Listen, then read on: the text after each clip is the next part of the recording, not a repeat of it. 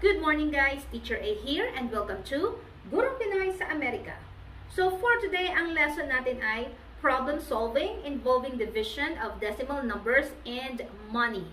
So dito sa lesson natin ngayon, pag-aaralan natin kung saan ba i-a-apply sa totoong buhay ang division of decimals. Okay? So let's start with learning task number 1. So, learning task number 1, ang problem natin. Salima bought 6 t-shirts and 4 pairs of pants for 5,000 pesos. If the t-shirts cost 250 pesos each, find the cost of each pair of pants. So, namili siya na ang total na halaga ay 5,000. So, ano-ano binili niya? 6 na t-shirts na kung saan bawat t-shirt ay 250. At 4 na pantalon, at yun ang hinahanap natin. Okay? Kung magkano ba ang bawat pares ng pants. So, let's answer yung mga questions that follow dito sa word problem. Number 1. What is asked? So, ano daw ba yung tinatanong? Ano ba yung hinahanap? Ano ba yung isosolve natin? So, eto, nakasulat dito. Usually, nasa form siya ng question or, yan, nakasulat find. So, it says here, find the cost of each pair of pants. So, yun ang ating hinahanap. Cost of each pair of pants. So, usually, nandun na siya sa question, kokopihin nyo na lang. Okay? Next, number 2. What are the given? Ibig sabihin, ano yung mga important numbers or important quantities na makatutulong sa atin para hanapin yung cost ng each pair of pants. So, go back to the word problem. Meron tayong 6 t-shirts wherein each t-shirt is 250 pesos each. So, we have here 6 t-shirts for 250 each. And then, ano pa yung given? 4 pairs of pants. So we have 4 pairs of pants. Kung magkano isa, yun ang hinahanap natin. And syempre, yung total na nabili, which is 5,000. So, 5,000. Ito yung total. There. Okay? So, ayan. Malinaw yung given natin. Next, number 3. What operation will be used? So, anong gagamitin natin? Anong gagawin? Mag-add ba? Subtract, multiply, divide. So, dito sa ating given, since siya ay multi-step, ibig sabihin, maraming steps bago ma-solve yung given, yung unknown, gagamit tayo ng multiplication, subtraction, and division. Bakit? Ang dami-dami. So, makikita natin sa ating number sentence. So, ilalagay ko ulit dito. Gamit tayo ng multiplication. Bakit multiplication? Kasi kailangan nating malaman kung magkano yung 6 na t-shirts. So, 6 na t-shirts, 250 isa. So, i-multiply natin yun. And then, gagamit tayo ng subtraction. Bakit? Kasi kung magkano yung t-shirts, isusubtract natin yun sa 5,000 para malaman natin kung magkano yung natira para sa pair of pants. And then, division. Bakit tayo gagamit ng division? Kasi, kailangan nating malaman kung magkano yung kada pares ng pants. Eh, ang given dito, 4. So, kung magkano yung matitira rito, i-divide natin sa 4 para alam natin yung isang pair ng pants. Okay? Next, number 4. Number 4, what is the number sentence? So, ito na yung pinaka-equation natin, pinaka-formula natin. Paano natin hahanapin yung number of pants? So, usually, kapag nakita natin may total, yun yung naka-equals. Sabi sa problem natin, yung 6 na t-shirt, na 250 isa. So, times 250.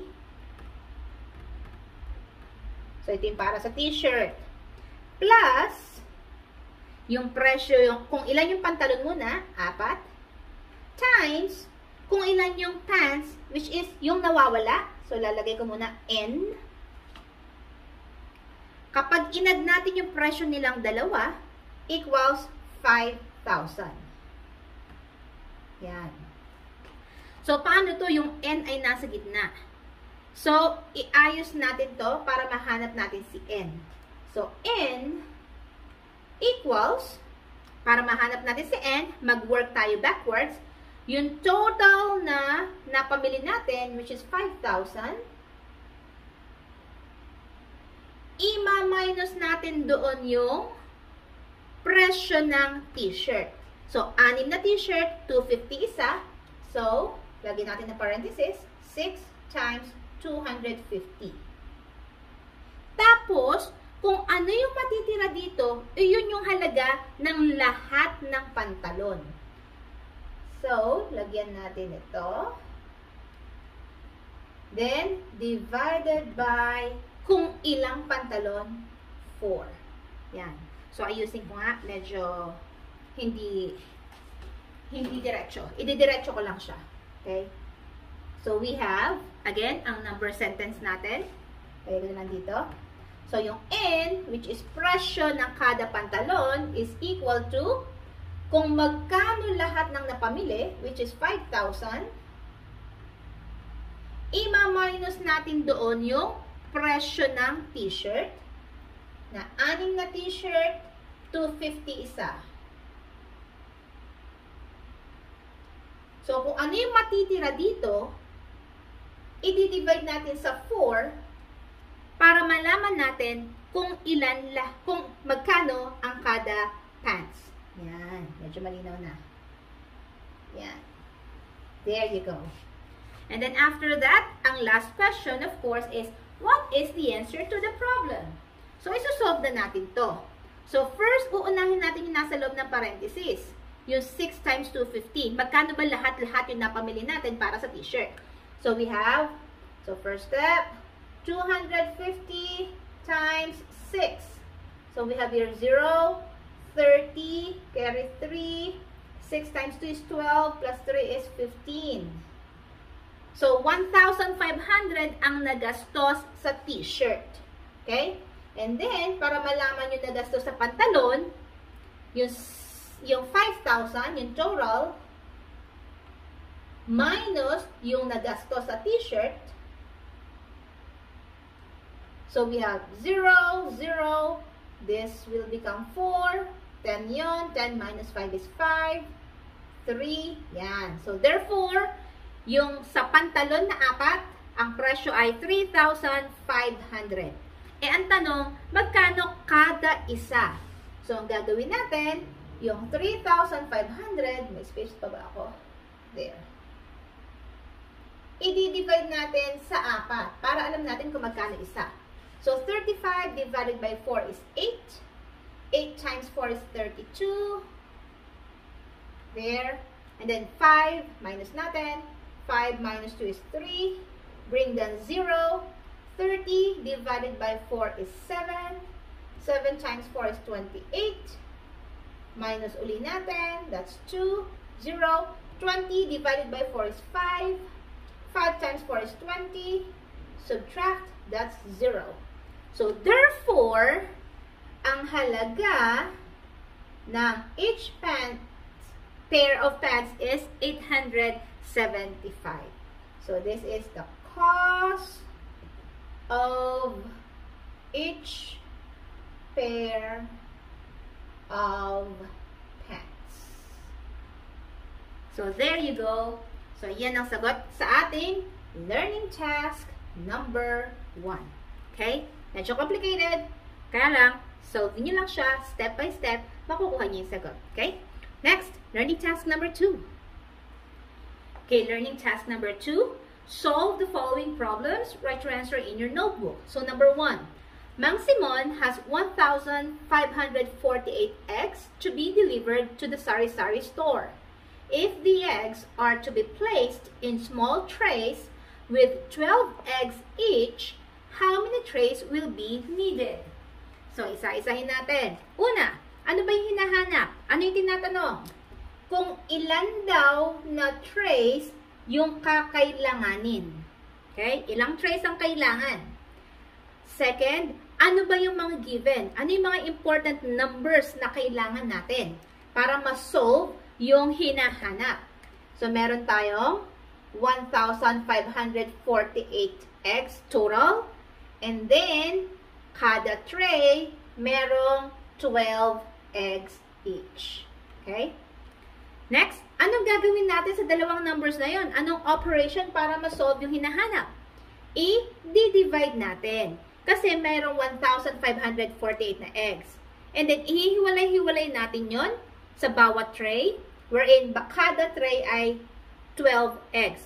So, para malaman kung ilang tray, i-divide natin si 1548 or 1,548 divided by 12 para mahanap si N. So, si N, ito yung number of trays.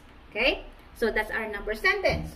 And then, solution natin, i-divide natin. We have 1,548 divided by 12. Ilang 12 meron sa 15? Merong isa. So, 1 times 12 ay 12. Subtract natin. 15 minus 12 is 3. Bring down 4. Ilang 12 meron sa 34? Dalawa.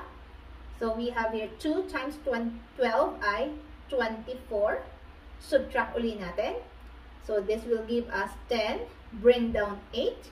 So, 108 divided by 12, that is 9. 9 times 12, we have 18, carry 1, 10. Subtract, that will give us 0.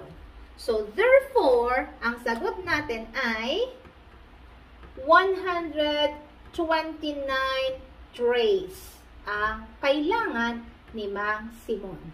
Okay? So, that's it. Ganun lang kasimple ang learning task number 2. Ay, hindi ko na iba. This should be learning task number 2. There. Next, move na tayo sa ating last learning task, number 3. Okay, learning task number 3, solve the following problems, then write your answer in your notebook. So, number 1, every Sunday, JB carries water for fish vendors at 22.50 Philippine peso per pail. How many pails of water did he carry if he earned 382.50 Philippine pesos on Sunday? Okay? So, again, first step, ano yung hinahanap? What is asked? So, check natin. Sabi dito, how many pails of water did he carry? So, ilan bang timba ng tubig yung nabuhat niya nung Sunday? Kung ang kinita niya nung Sunday ay 382.50 pesos. Okay? So, para ma-solve yung hinahanap, second step, i-check natin kung ano ba yung given, yung mga important numbers para matulungan tayo.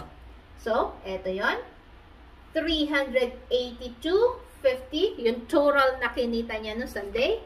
And then, kada timba, ang kinikita niya ay 22.50 pesos. Okay? So, third step, anong operation ang gagawin natin dito sa dalawang number na to para mahanap yung nawawala, yung number of pails. So, gagawin natin is, we will divide 382.50 by 22.50. Kailangan mahanap natin kung ilang timba. So, yung number sentence natin, we have 382.50 divided by 22.50 para makuha si N. Yan. Okay, si N, again, that's the number of pails of water. Ilang timbang tubig. So, solving this one, we have 382.50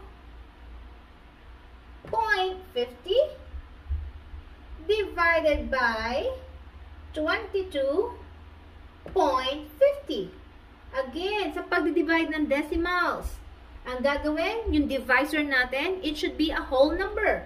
So, itong decimal point na to, ililipat natin siya all the way sa kanan para maging whole number. So, bilangin natin kung ilang places. 1, 2. So, kung ilang places nilipat yung decimal point dito, ganun din sa ating dividend, yung nasa loob. So, we have 1, 2, point. Okay? So, naging whole number na siya. Now, pwede na natin i-divide. So, ilang 2,250 meron dito sa 38,250.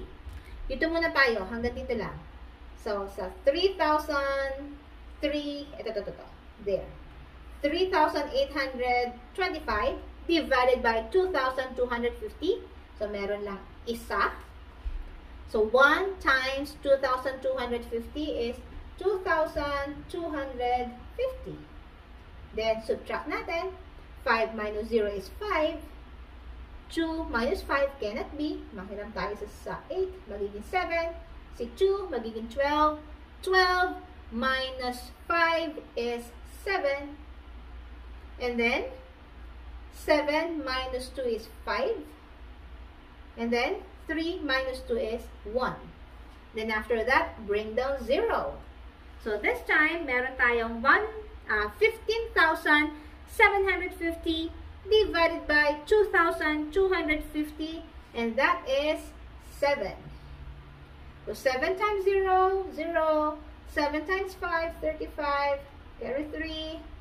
7 times 2 ay 14, plus 3 is 17.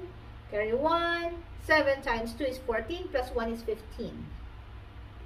And then, subtract natin. Parehong-pareho sila, so that means walang natira. So, therefore, based sa ating solution, ang n natin ay 17. 17 ano? Balik ka sa question. Ano ba yung pinag-uusapan? Ano hinahanap? Pails of water. So, 17 pails. So, timba ng tubig. There. So, therefore, iyan ang sagot natin sa ating question number 1, learning task number 3. So, that's it. Guys, kung nakatulong ang aking video sa inyong lesson, kindly give me a like para i-share to ni YouTube sa iba. And please, if you're not yet a member of my community, please do subscribe para updated kayo sa mga lessons natin. And please, like my page on Facebook, Teacher A, Gurong Pinoy sa Amerika. Mag-PM lang kayo kung anong gusto nyong lesson na gagawa natin ng tutorial video. Pwede kayong magpadala ng picture na inyong module para yun ang gagawa natin next time. Okay? See you on my next video. Paalam!